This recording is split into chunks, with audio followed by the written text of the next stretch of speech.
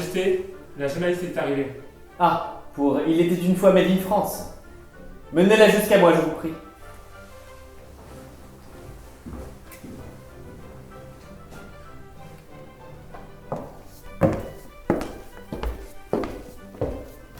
Bonjour Votre Majesté, c'est un honneur pour moi de réaliser votre interview.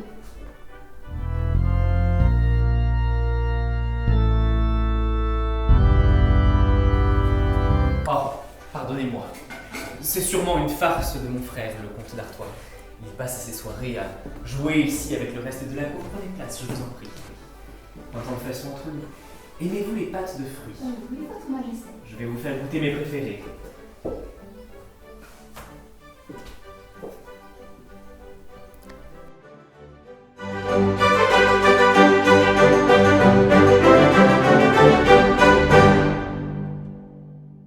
Voyez-vous, je suis curieux de découvrir ce que veulent savoir les Français du XXIe siècle.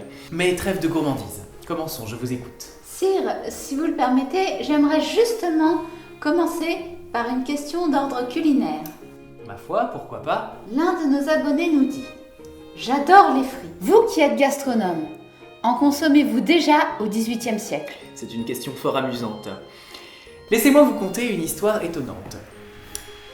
Saviez-vous que la pomme de terre, dès son arrivée des Amériques, était considérée par beaucoup comme étant maléfique? Oui.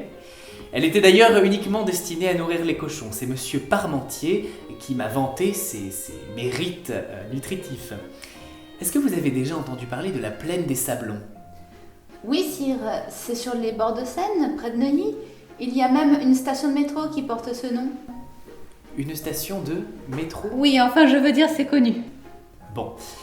J'ai donc fait cadeau de plusieurs arpents de terre à Monsieur Parmentier, afin qu'il puisse cultiver plusieurs hectares de pommes de terre. Je savais qu'avec cette tubercule, je pouvais faire reculer la famine dans le royaume. Il ne me restait plus qu'à convaincre les nobles.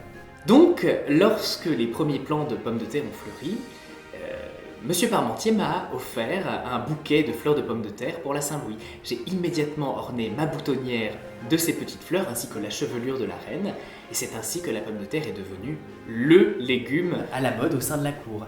Donc oui, je mange des pommes de terre frites, mais pas seulement, je les mange également en pain, en potage, en purée, en beignets, en matelote, mais également en salade ou agrémentée de toutes sortes de sauces. La pomme de terre est devenue le légume à la mode à ma cour. Vous me voyez heureux, madame, de savoir que les Français profitent toujours de ces bienfaits. Parlons maintenant de votre statut de monarque. Damien aimerait savoir quelles sont, selon vous, les qualités pour faire un bon roi et quel type de souverain vous souhaitez être. Je souhaite être un roi simple, un roi proche de ses sujets et soucieux du bien-être de son peuple. Vous savez, avant de prendre une décision, je me demande toujours si celle-ci sera bonne pour mes compatriotes. Excuse-moi, vos compatriotes? Oui, les Français.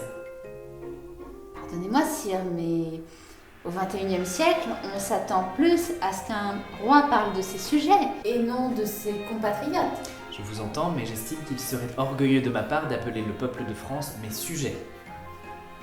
Donc, si je comprends bien, vous ne souhaitez pas suivre les pas de vos ancêtres, comme votre aïeul Louis XIV, par exemple.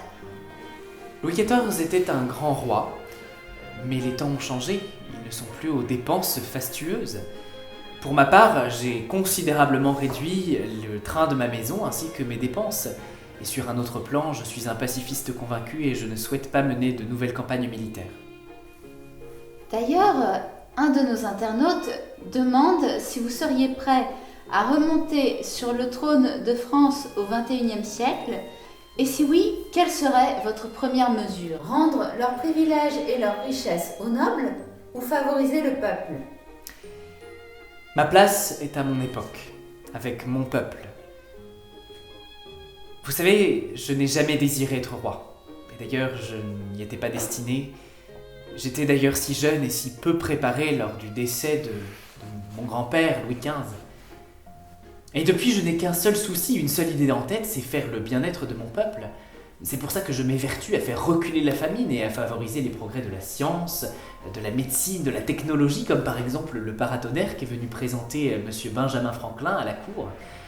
J'ai de par ailleurs démarré plusieurs réformes afin de réduire les privilèges des nobles, mais je me heurte à tant de résistance de leur part. Vous savez, j'espère que l'histoire retiendra de moi l'amour que j'ai pour mon peuple. Je serais prêt à donner ma vie pour lui s'il le fallait. Sire, je vous promets de m'attacher à y contribuer. Vous savez, finalement, ces histoires de pommes de terre maléfiques ne sont que peu de choses face à la cour.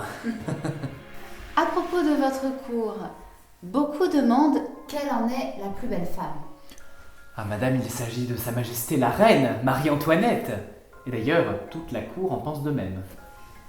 Même si je pense connaître la réponse, Élise demande quelle demoiselle inviteriez-vous à danser au bal? Sa Majesté la Reine, évidemment. Il n'est point de danseuse plus gracieuse à contempler. Contrairement à moi qui suis un bien mauvais danseur, contrairement à mon ancêtre Louis XIV. Mais je ne dédaigne pas les distractions pour autant, je me rends régulièrement au bal. Et d'ailleurs, je convie Élise. Élise, c'est bien cela, sire. Je convie donc Élise à se rendre au prochain bal de la reine. Je me ferai un plaisir de l'inviter à danser un menuet, si tant est qu'elle ne craint pas de danser avec un médiocre cavalier. Évoquons maintenant un de vos contemporains. Le général Lafayette est-il quelqu'un que vous respectez et qui a su rester loyal envers votre majesté? Croyez-vous qu'aller mener une campagne militaire contre mon avis en Amérique, c'est m'être loyal? Monsieur de Lafayette est un effronté belliqueux qui n'agit que pour l'intérêt de sa seule gloire. Peut-être qu'une question sur vos intérêts personnels s'irait plus à votre majesté. Xavier demande, pouvez-vous nous dire un mot sur votre passion pour la serrurerie? Comment vous est-elle venue? Bien sûr, la serrurerie, c'est une de mes passions. Mais pas seulement, je suis également passionné par l'horlogerie. Sachez que tout roi doit apprendre un art manuel. Mon grand-père, Louis XV, s'était passionné pour l'orfèvrerie. J'ai, quant à moi, porté mon attention sur la serrurerie. J'aime à réaliser des pièces très sophistiquées, très complexes, comme par exemple les serrures à secret. En ce moment, je travaille sur un cadeau pour l'une de mes sœurs, Madame Clotilde. Il s'agit d'une serrure très complexe, ciselée, avec une tranche en forme de fleur de lys. Mais attendez, je vais vous en montrer les plans. Ne vous dérangez pas, sire, je connais votre ouvrage. Et d'ailleurs, je peux vous dire que votre serrure traversera les siècles et elle fonctionne encore de nos jours. Vraiment? Tout à fait. Ah, vous m'envoyez bien aise, madame. J'ai aussi une question qui nous vient de Brocéliande. L'elfe des forêts nous dit: vous qui êtes un roi, vous avez de nombreux privilèges. Avez-vous déjà eu celui de voler dans les airs comme un oiseau? Non, point encore. Mais j'espère un jour, car voyez-vous, à Versailles, nous avons récemment assisté à une nouvelle expérience qui était le premier vol habité du ballon des frères Montgolfier. Malheureusement, étant le roi, je ne puis exposer ma vie pour une expérience. Mais nous avons fait voler un coq, un canard et un mouton. Et donc le ballon a volé quelques minutes, environ une dizaine de minutes au-dessus du bois de Vaucresson, et il s'y est déposé. Tous les passagers à son bord y étaient sains et saufs. Alors pour récompenser ces valeureux héros des airs, nous les avons recueillis au sein de la ménagerie royale. Merci, Votre Majesté, pour m'avoir accordé cette interview. Mais je vous en prie, tout le plaisir était pour moi.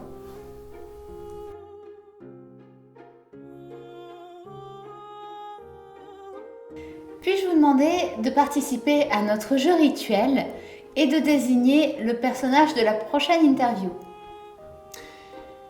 Je vais vous faire une confidence, la découverte de notre monde me passionne. J'ai d'ailleurs nommé Monsieur de la Pérouse afin qu'il effectue une expédition maritime pour achever la cartographie de notre planète. Je souhaite découvrir davantage la Chine, ses coutumes, ses traditions, ses légendes. Je souhaite nommer Mulan pour votre prochain entretien. Et d'ailleurs, je souhaiterais que vous remettiez à cette grande dame ce présent de ma part. et transmettez-lui mes hommages. Sire, le comte d'Artois demande s'il veut disposer de la salle de jeu. Dites-lui que son tour viendra plus tard. Je vous présente mes excuses, mon jeune frère ne possède aucune patience. Ne nous quittons pas sans un instant de divertissement. Savez-vous jouer au tric-trac? Mais sait-on encore y jouer au XXIe siècle? Alors, ce n'est plus trop à la mode, mais je sais tout de même y jouer. Ah, eh bien, prenons place. Souhaitez-vous jouer les foncés ou les clairs? Les Français? Très bien, cela ne fera que ressortir la blancheur de votre peau et de votre teint. Vous ne vous exposez bien au soleil, n'est-ce pas? C'est une